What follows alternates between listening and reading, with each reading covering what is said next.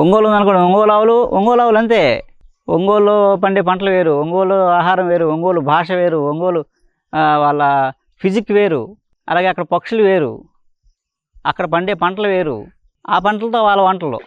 అలా ప్రతి 200 కిలోమీటర్ దూరంలో అక్కడ అట్మాస్ఫియర్ మారిపోద్ది. అలాగే ఈ భారతదేశంలో అక్కడ ఉన్న వాళ్ళకు ఉన్నంత బీపీ ఇక్కడ ఉండదు. ఆ వాతావరణం బట్టి మన బాడీయే పెట్టుకుంటుంది ఎంత ఉండాలో. ఈ బీపీలు, షుగర్లు, థైరాయిడ్లు, హిమోగ్లోబిన్లు ఇవన్నీ ఏంటంటే ఎంత ఉండాలో సెట్ చేసేది మన బాడీయే. మన మైండ్ పెద్ద కంప్యూటర్. మనం ఉండే వాతావరణం, మన చుట్టూ పండే పంటలు, ఆహారం, మన ఇంట్లో ఉండే వాతావరణం, మనం చేసే పని, ఒత్తిడి ఇవన్నీ కలిసి అలా ఉన్నప్పుడు ఎంత ఉండాలో అంత సెట్ చేసి ఇంత ఉండి బండి తిరగాలని చెప్తూ అనమాటండి. మామూలుగా బీపీ ఒక ఆయనకి 120/200. మామూలుగా అయితే పక్షవాతం వచ్చేది, అంటే ఏదో ప్యారలైజ్, హెమరేజో, హార్ట్ అటాక్ ఏదో వచ్చేస్తుంది. కానీ ఆయన బాగానే ఉన్నాడు. అంటే నేను ప్రాక్టికల్గా చెప్తున్నా కేసు గురించి. ఒకటి ఊరికే ఆయన వ్యవసాయం పని చేసుకున్నారు, ఊరికే వెళ్ళి ఆ మిషన్లో ఫ్రీగా చేస్తున్నారని చేయట్టారు. ఈ టెస్టులు మనకు కొంప ముంచే వల్ల టెస్టులే వీళ్ళు చేయబెడితే 120/200 ఎంత ఉంది ఉంటే, అమ్మో మీరు అర్జెంటుగా డాక్టర్కి వెళ్ళిపోండి, లేదు మీరు నడిచి వచ్చారు అలా వచ్చారా ఆశ్చర్యపోయాడు అనమాట.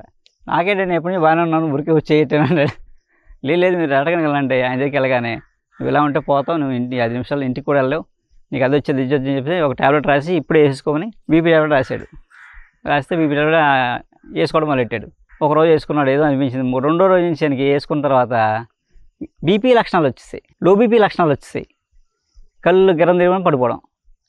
ఏమైందని చెప్పేసి ఒక 4 రోజులు వేసుకుంటున్నాడు. వేసుకుని మళ్ళీ ఇలా కళ్ళు పడిపోతానని మళ్ళీ ఇంకో డాక్టర్ దగ్గరికి వెళ్ళాడు. వెళ్తే బీపీ వేసుకోండి మీరు అని చెప్పి కళ్ళు తిరిగి పడిపోవడం ఇంకో మంది ఇచ్చాడు.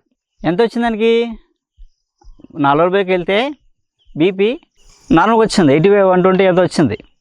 ఆ డాక్టర్ చూసి నీకు బీపీ బాగుంది, ఆ టాబ్లెట్ మానకండి, అలా ఉంచుకోండి, అలాగా మీకు కళ్ళు తిరిగి పడిపోతున్నారు కదా అని వేరే మందులు రాసాడు. ఆ మందులు వేసుకుంటే గుండె జబ్బు వచ్చింది.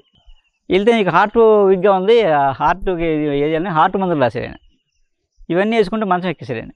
తిరిగి ఆయన వ్యవసాయం పని చేసుకుని ఆయన ఏంటి అలాగే మొత్తం మా దగ్గరికి వచ్చారు ఆయన. 1 నెల తర్వాత బెడ్ రెడ్ మోసుకొచ్చారు పాపం ఆయన. ఏంటండి అంటే, నేను నెల ముందు చాలా బాగున్నాను, ఏమైందా? ఏం లేదు, బీపీ చాలా ఎక్కువ ఉందని బీపీ ట్యాబ్లెట్ ఇచ్చారు, ఆ ట్యాబ్లెట్ ఇచ్చిన నాకు ఇలాగైంది అన్న. ముందు వచ్చిన ట్యాబ్లెట్ అయిపోయింది అన్న, ట్యాబ్లెట్ ఆపేయారు ఆయన. అన్ని ట్యాబ్లెట్లు అయిపోయింది అన్న.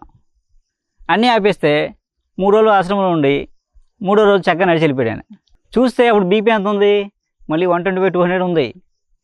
కానీ ఆయనకి సిమ్టమ్స్ లేవు. ఆయన బాగానే ఉన్నాడు, ఇప్పటికీ బాగున్నాడు ఆయన. 5 ఏళ్ళ నుంచి చూస్తున్నాను ఆయన. అంటే అర్థం ఏంటి? బీపీ ఉన్నా, సిమ్టమ్స్ ఉన్నాయా లేదా, లక్షణాలు ఉన్నాయనుకోండి, ఖచ్చితంగా మందు వాడాలి. అదే ఆయుర్వేదం, యోగా, మెడిటేషను, నేచురోపతి అయితే బీపీకి కొద్ది రోజులు ఒక 40 డేస్ 80 డేస్ మనం ఎక్సర్సైజ్ చేస్తే శాశ్వతంగా తగ్గిపోద్ది. అదే ఇంగ్లీష్ మందు చిన్న బీపీకే కదా అని ఒక టాబ్లెట్ మొదలెట్టామనుకోండి, ఈజీగా పెడతారు. ఎలాగైనా బీపీ చేయండి, చాలా డేంజరు, రేపొద్దున హెమరేజ్ అయిపోద్ది, పెరాలసిస్ వచ్చేస్తారు, లేదా హార్ట్ అటాక్ వచ్చేస్తుంది అని చెప్పేసి ఒక టాబ్లెట్ అలవాటు చేస్తారు. పొరపాటున మనం ఒక టాబ్లెట్ అలవాటు అయ్యామంటే ఒక 6 నెలల తర్వాత, సంవత్సరం తర్వాత, లేదా 3 ఏళ్ళ తర్వాత మనకు ఇమ్యూనిటీ బాగుండి ఫిజిక్ బాగుందనుకోండి, ఓ 3 ఏళ్ళ దాకా ఆ టాబ్లెట్ని దాని సైడ్ ఎఫెక్ట్ మనకు కనపడదు. తర్వాత కొలెస్ట్రాల్ వచ్చిందంటాడు, మళ్ళీ టెస్ట్ చేస్తే ఎందుకు వచ్చింది? బీపీ టాబ్లెట్ వేయడం వల్ల కొలెస్ట్రాల్ అవుతుంది. ఇంగ్లీష్లో ప్రతి టాబ్లెట్కి సైడ్ ఎఫెక్ట్ ఉంటుంది. మీరు గూగుల్లో కొట్టుకోండి కలిపితే, ఎనీ టాబ్లెట్ సైడ్ ఎఫెక్ట్ అని కొట్టండి, ప్రతిదానికి సైడ్ ఎఫెక్ట్ ఉంటుంది. సైడ్ ఎఫెక్ట్ లేని టాబ్లెట్ ఏ లేదు. సో బీపీ టాబ్లెట్ అయితే కొలెస్ట్రాల్ వస్తుంది, ఈ 2 అయితే షుగర్ వస్తుంది, ఈ 3 అయితే గుండె జబ్బు వస్తుంది. ఏ పోతే కూడా లేదు, ఎప్పటికీ రావు. మీకు వెయ్యకపోతే మీకు ఎప్పటికీ కొలెస్ట్రాల్ ఉండదు, గుండె జబ్బు ఉండదు, షుగర్ ఉండదు, రాదు, మీ బాడీకి రాదు, వచ్చే తత్వం కాదు.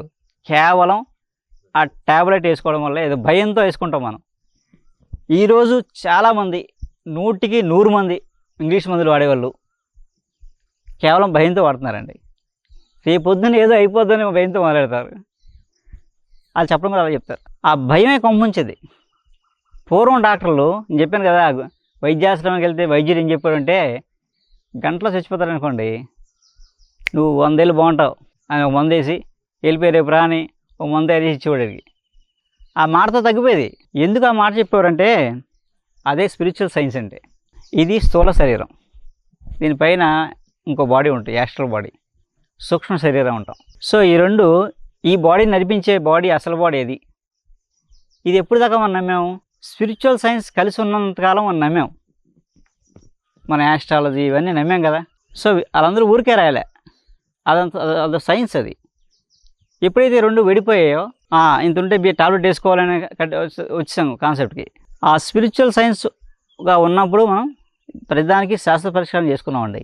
ఎప్పుడైతే విడిపోయిందో మనకి జబ్బులకు ఫుల్ స్టాప్ ఎక్కడ పోయింది. అంటే కేవలం మనం బలేది ఎక్కడంటే ఈ రిపోర్ట్ల దగ్గరే, టెస్టుల దగ్గరే మనం దొరికేస్తాం అడ్డంగానే. అందరం హెల్తీగా ఉన్నాం అనుకుంటాం, హెల్తీగానే ఉంటాం. ఏం చెప్తాం, ఆరోగ్యం నీకు బాగుందా అంటే నాకు బాగుందంటాం. ఏంటంటే ఏ నొప్పి లేదు, ఏ బాధ లేదు, శరీరం బ్రహ్మాండంగా సపోర్ట్ చేస్తుంది. ఏ నడాలన్నా, పరిగెట్టాలన్నా, అన్నం తినాలన్నా, ఏం చేయాలన్నా, పని చేసుకోవాలన్నా బాగానే ఉంది. బాగానే ఉన్నాను చెప్పి ఏమంటాం, నేను చాలా ఆరోగ్యంగా ఉన్నాను అంటాం. అవునండి, అలా ఆరోగ్యంగా ఉన్నాను అనుకున్నారు అందరూ. ఒకసారి చెకప్కి వెళ్ళారనుకోండి, 100కి 99 జబ్బులు ఉంటాయి.